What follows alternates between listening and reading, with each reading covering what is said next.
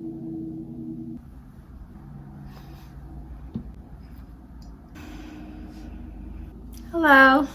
Hi, how are you Hi. guys? Good. How are I had my you? coworker be in the office with me. I was showing her how to do the breakout room, so Okay. that's why I have my mask on. So Okay. sorry, I can't you can't see my whole face. Um, so the people that are in our breakout session now have a couple quick more minutes. Hello. Hello. Hi, this is. How are you? Hi. Nice to meet you. I'm good. How are you? Good. So, are you ready for this? I am. So my interviews are kind of informal Okay. because I know people are very nervous. How about we start off? You tell me a little bit about yourself. Sure.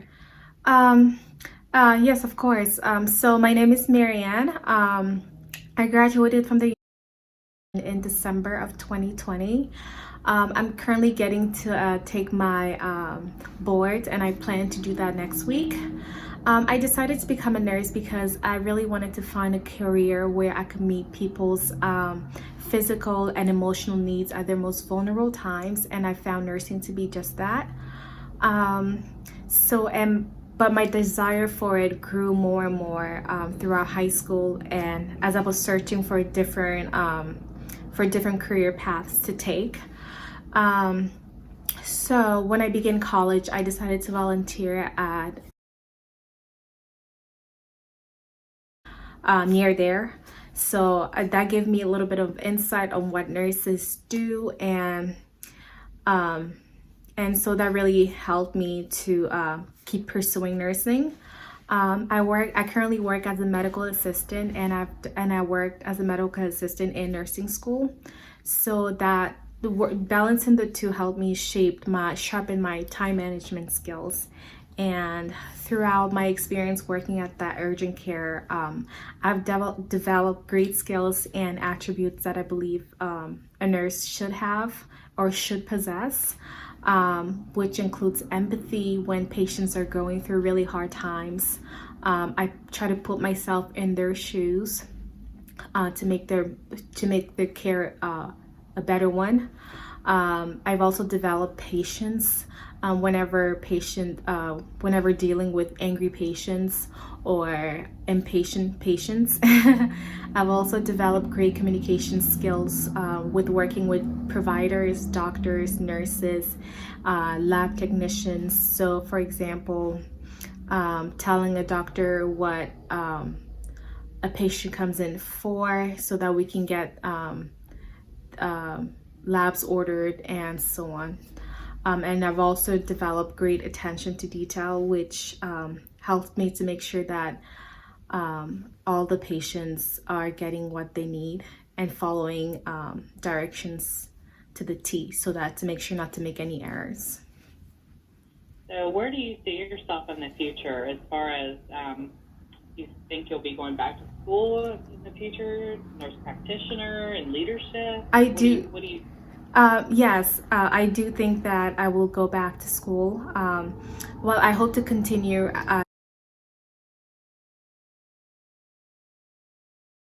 and grow in my position, but in the long run, I hope to go back to school to get my master's. Um, but the thing is, I'm not sure in what yet. I want to just test out different specialties to see that to make sure that I know what I want to do. But I do know for sure that I want to get my master's um, to to just grow more intellectually. So, a little bit about the clinical decision. I know that you get like a brief little pamphlet and kind of ideas. We take a lot of cardiac patients, but we're also like a hodgepodge. We take just about everything. Mm-hmm. After get a patient that's a GI bleed, they might have a TIA. Sometimes we take IMC patients that they're overflowing. Mm-hmm. So we get certain drips that you may not have come across very much in school, but we love to teach people. We actually have like an IMC mini boot camp to get our staff up to date that any new hires along. Mm-hmm. What else do? We make sure that we like to give you every opportunity to be Mm-hmm. successful. That sounds great. I have a lot of new grads that are amazing. Mm-hmm. They have a lot of potential. I know sometimes this unit is like a stepping stone. So some of them want to be a nurse practitioner in the future Mm-hmm. because they get a lot of experience here with the different types of patients. Mm-hmm. And they also learn because we have such quick movement, they get to practice patient experience and making sure that they have a good rapport with patients while the short time that they are on the unit. So have you had any experiences where you had to do almost like service recovery? Because sometimes you think you're doing a great job, but the patient perception is they didn't catch something or they misunderstood, and then you have to kind of go back and kind of fix that. Have you ever had that happen to you? I believe so. Sometimes, actually, yes. Sometimes when patients come in where I work at the urgent care, after like the doctor talks to them about why we're doing a certain test, they don't. After the provider or the doctor is done talking to them, he goes out, and then when I come in, the patients are usually like. Sometimes they're like, I didn't really understand what he meant, so. Whenever that happens, I try to go back to tell the provider, this patient wasn't clear on this procedure, or this patient wasn't sure why we're doing this test. Do you mind explaining it again? And that's how I deal about it. Okay. Let's see, what's another? So cover patient experience, and also with our, it's very important to keep up with any new skills that come out, new education that comes out, a CBT that we might say you need to do by a certain time. So how are you with keeping up with deadlines? I know you mentioned that you're really good at time management, which is awesome because that's like a big plus on this unit. So how are you with trying to keep that up as well? To make sure that I manage my skills accordingly, I usually like to write stuff on a piece of paper to make sure that I don't forget it. For example, I know since I work as a medical assistant and we have multiple providers working at the same time.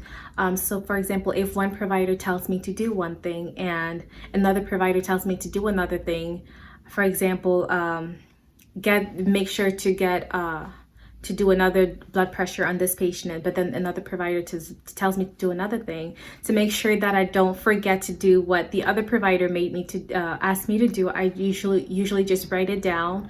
So after I'm done with one patient, I jump to the next and make sure that those patients don't leave without those things getting done. So are you looking for a day shift or night? Because I definitely have day shift available and nights. I know most new grads end up on night shift, but I do have days. What are you looking for? Honestly, as of right now, both of them will be ideal, but I'm leaning more towards the night shift. Okay.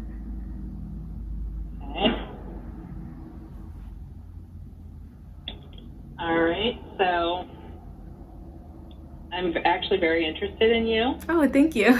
Your resume is impressive. You seem very professional. Thank you very much. Great answer to my questions. So next thing would be, would you mind coming to the unit and shadowing? Yes, of course. When would be good for you? I'll let you pick it. Now our shifts start at 6:30. And some places start at 7, but we start at 6:30 in the morning or 6:30 at night. So I always like to let it up to the person shadowing what's a good time for them, because I know you have other things going on in the background. So would you like an answer right now?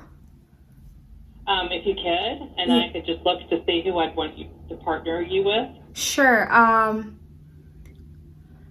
just trying to figure out. I mean, I'll be willing to come in the morning. Okay. But I'm thinking of a date right now.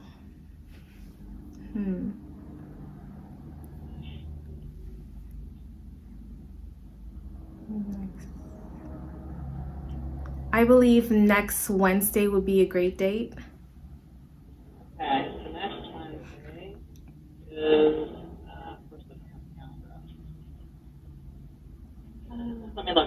Okay. So make sure I tell you the right options for who you could be with. Okay. Which time of day out?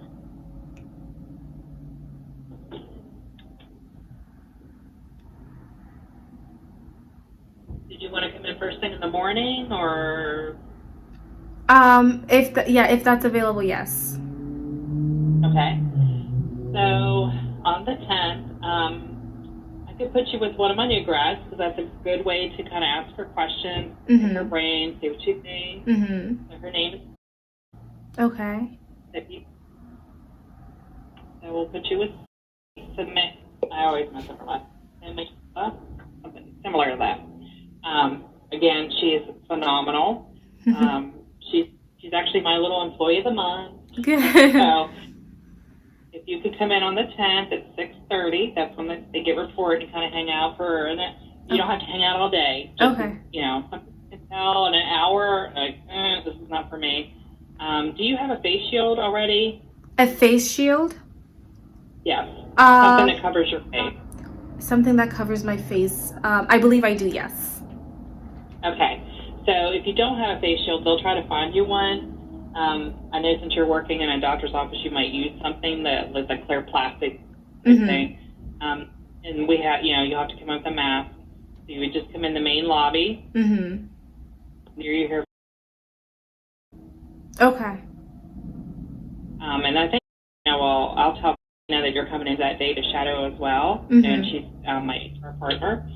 She's phenomenal as well. And shadow with her, or that you're here to shadow, and then you can just let know or let Cindy know what you think, and then I'll follow up with them. But as I said, just looking at your resume and speaking with you, you're definitely somebody that I'm very interested in. Oh, thank you very much.